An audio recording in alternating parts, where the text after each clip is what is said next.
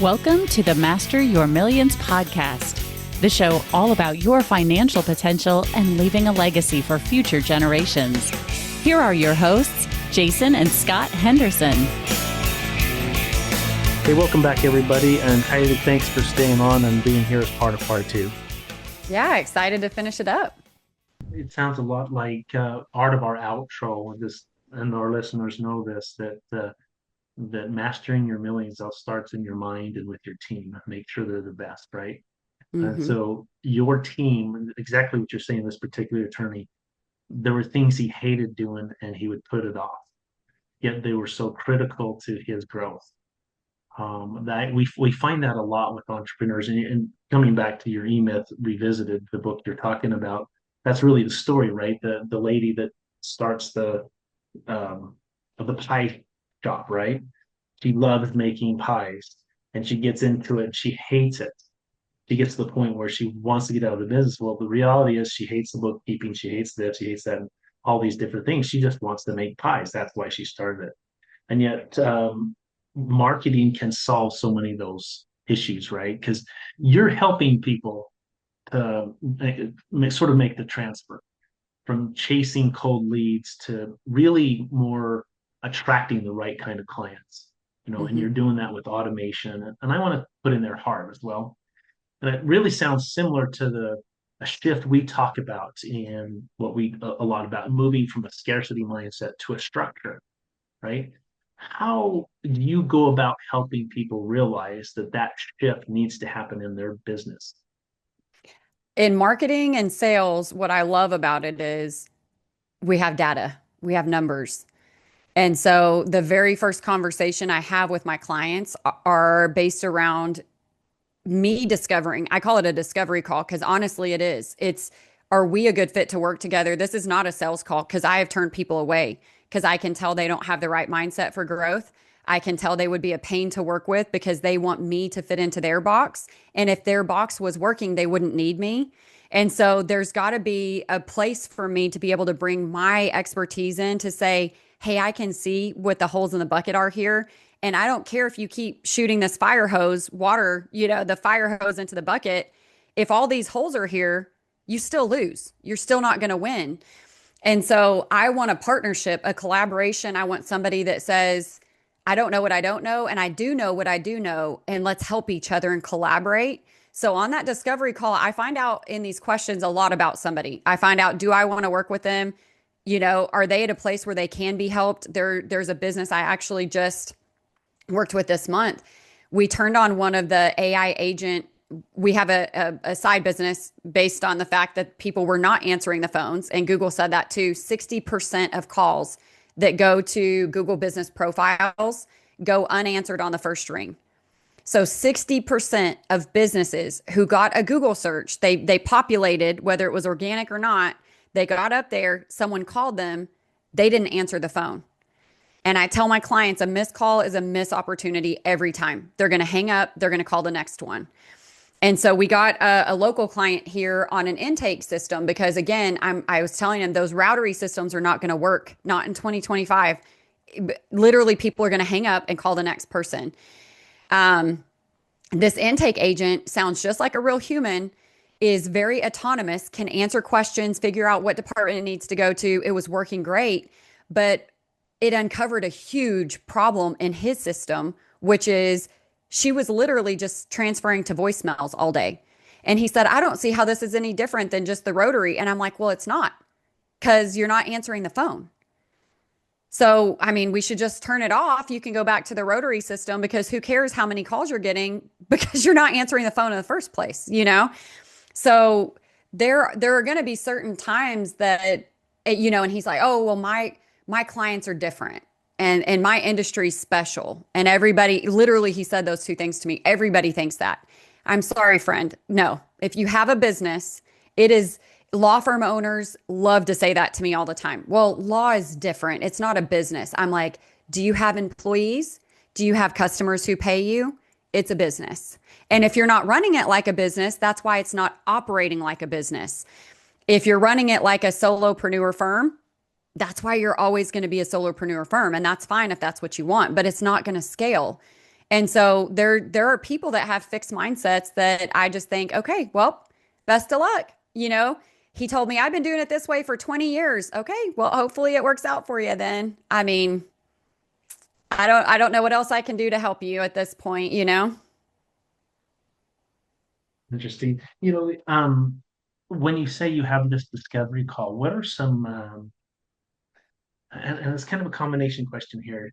As we said earlier, we discovered there's a few problems that people have, and then we discovered a fourth one. And I know what the fourth one is that's not they're answering the phone calls, right? And I know Hmm. you have this side business that it's basically AI that's answering the phone and helping people out so it's right away.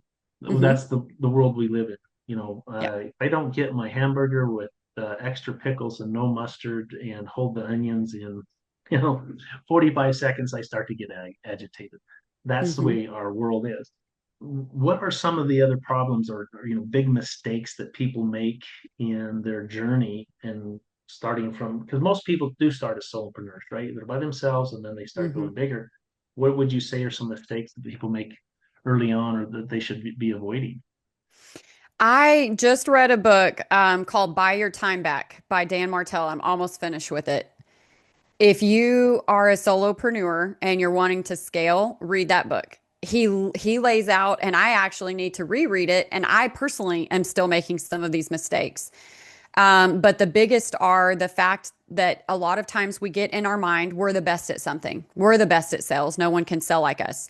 The business I was talking to you about earlier, when I tried to allocate the phone calls that were coming into this business, I gave him a big long list of all the phone calls that could come in and some drop down menus of his team. Who do these calls need to go to?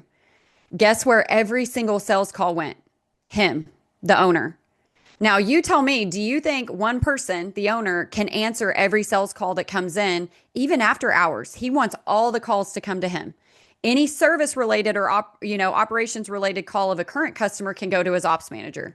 But basically, all of the other calls come to him. He hired two managers, an office manager and an office assistant. And I asked him, okay, so you hired them to help you. What calls are they taking? Well, none of these calls. Bottleneck number one is we think no one can do it as good as us. And my husband listened to a podcast by Craig Rochelle, a local pastor here at Life Church. It's a big church. He has a leadership podcast. And he said, if someone can do it 50% as good as you shouldn't be doing it. And then that was about 7 years ago, that podcast. And then in Dan Martell's book, he said the same thing. If you can hire someone that is 50% as good as you are, then you should be delegating those tasks. And he has four quadrants, and I forgot what they were. He has four quadrants. And he said, this quadrant up here, quadrant number 4, is your zone of excellence and what will make your business the most money. This one down here is admin task that is sucking you. It's an energy vampire. This one, but it's necessary. So you need to get somebody there fast. That's the first one to offload. And he even has this ladder of like how to offload things to other people and when you should be offloading XYZ task. But one thing he said is if you're a business owner, you shouldn't be answering your own emails. You should have a VA for that. You should have a personal assistant. You should never be answering the phones yourself. And he said he knew CEOs of Fortune 500 companies who were still spending their entire day on their emails. And he said, okay, well, as your business coach, if you're not willing to give this up, then I think our time is done here. There's nothing else I can do for you. Like he's that serious about you have to shift your mindset and you have to offload these $10 an hour tasks because no business, no Apple, Google, Microsoft was built off the back of you doing admin work. It's built off the back of you being the creative, the innovative, the driver of sale, like big sales, the push.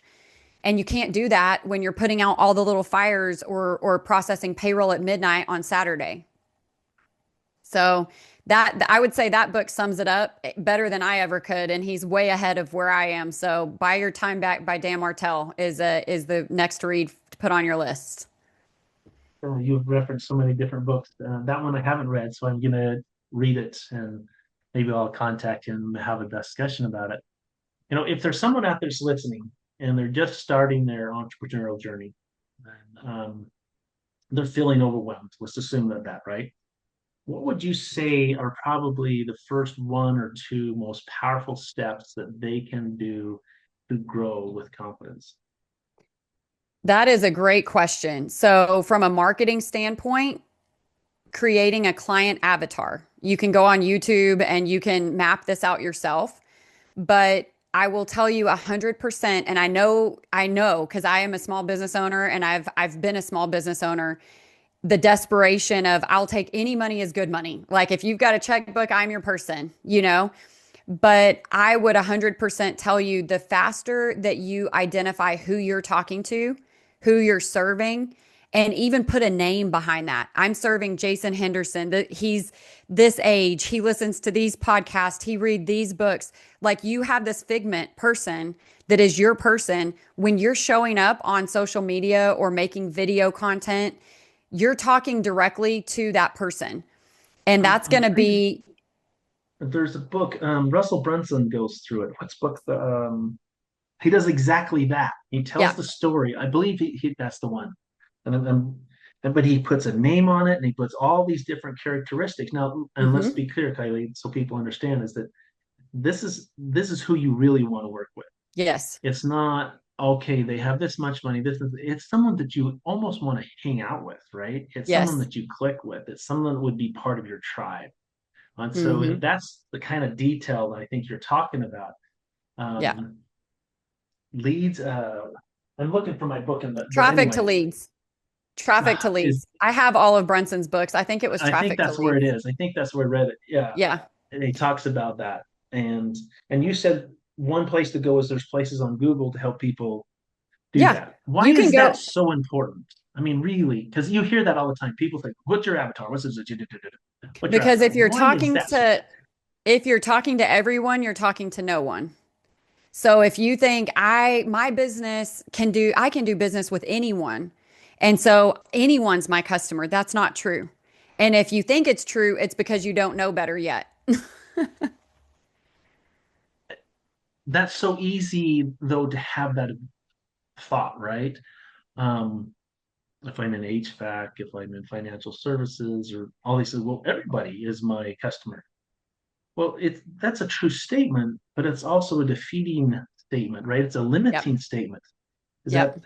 right? I mean, when you start to say, okay, these types of people, the world is big enough Hmm. and the market is big enough. There's so much abundance out there that you can choose. You can niche down, and if there's certain kind of people that you really relate to, you can have a lot more fun doing what you're doing, working with the kind of people. And is that what you're saying helps you to be able to Yeah. scale? Yeah, 100%. Okay. Because So that's the and first thing. that's the first thing. And if you're not there yet, then you would have to back up to step point zero, like point five, I guess, right before step one, which is you've got to have you've got to have clarity around who you are, what you do, and who you serve. And so, who you are and what you do, you may be able to answer those two questions. But who you serve, if you say everyone, you don't have clarity. You don't know because I'll give you an example. I have a local roofer. She's one of the biggest roofers in Oklahoma City. She's a good friend of mine. We talk marketing shop all the time because we're nerds and that's what we do for fun. Like when we're having coffee, we don't even talk about, we're So like she's part business of your talk. avatar. Yeah. So we're just having a chit chat about roofing, and she said I asked her what zip codes do you primarily work in, and she said I never thought about that. So she went back to ChatGPT and she took all of their 20 years worth of business and she put the addresses into ChatGPT and said, "Tell me the areas I work in the most." Because she was wanting to open up more locations to have more Google business profiles to show up at the top of Google more, the whole strategy. And she realized there was three primary zip codes that she did almost 80% of her business in, which she had never identified before that. And then she also told me, I said, "Well, I live across the street from a really swanky neighborhood, very like uppity. They have a guard booth, everything." And she's like, "Oh, no, no, no. We hate working with those people. Those are the worst customers." Okay, see, not all money is good money. There are clients that you pick up that will be the biggest pain in your butt, and you will wish you didn't. I mean, you'll have sleepless nights. Why When, like you said, if you shift your perspective to there are a million people that are exactly who I would want to work with, who I would uplift them. I would make them better. Iron sharpens iron. We would help each other.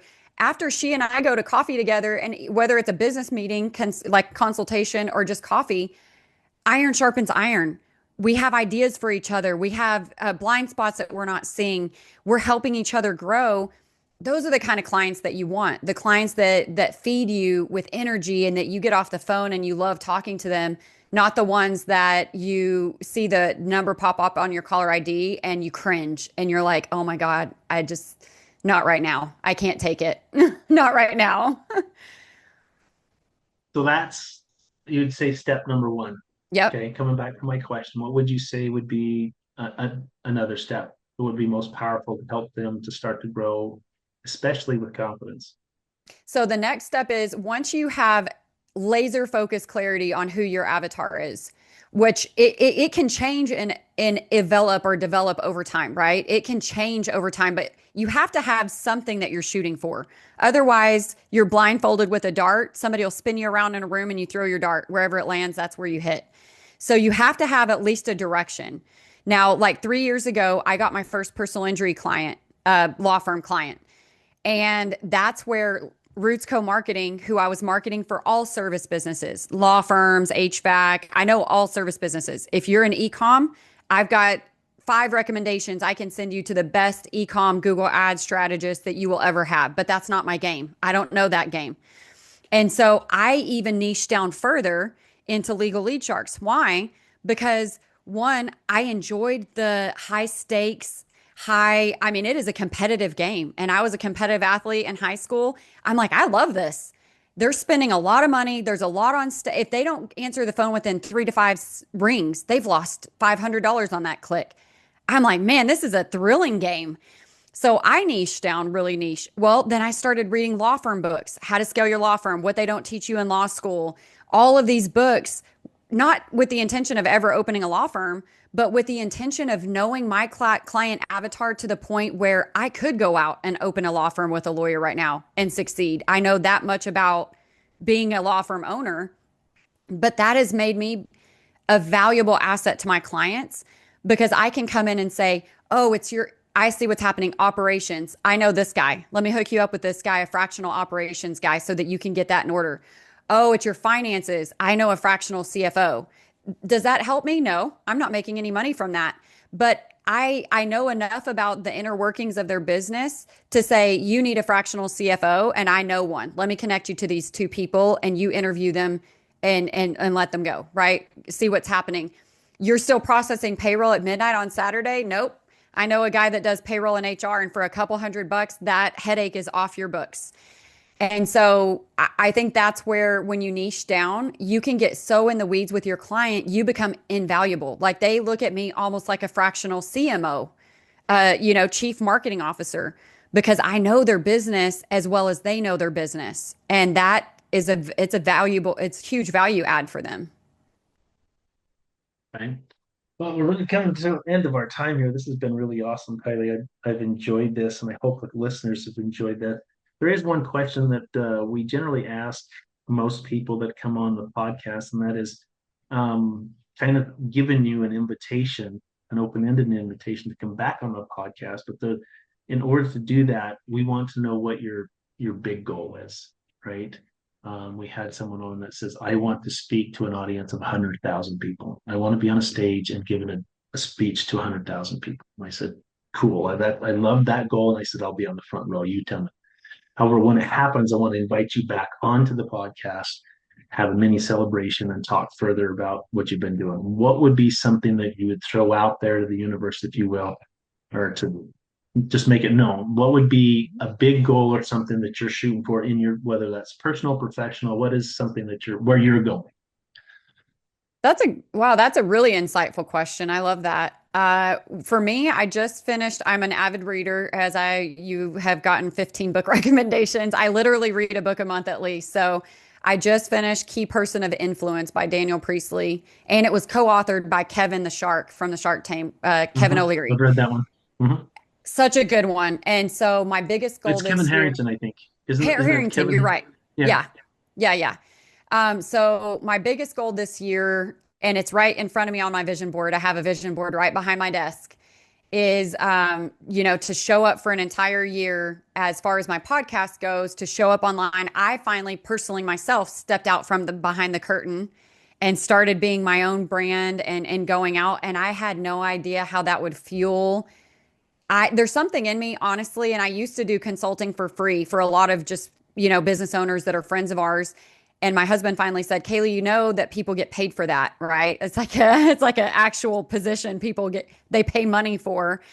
But I love helping people. I love helping businesses, and reading the book Key Person of Influence, I want to get on stages and talk to people. There's a women's in leadership conference coming up in September, end of September in Louisiana. And I've never talked on a stage that big. I've done some public speaking, nothing that big, but I reached out to her, threw my name in the hat, and talked to the lady that's hosting it herself, got on a call with her. She said, well, we're booked up, but if anyone cancels last minute, which last year we did have a girl come down with COVID 3 days before, would you be okay being on my oh crap list? I'll say it the nice way, so you don't have to bleep it out. And I was like, absolutely.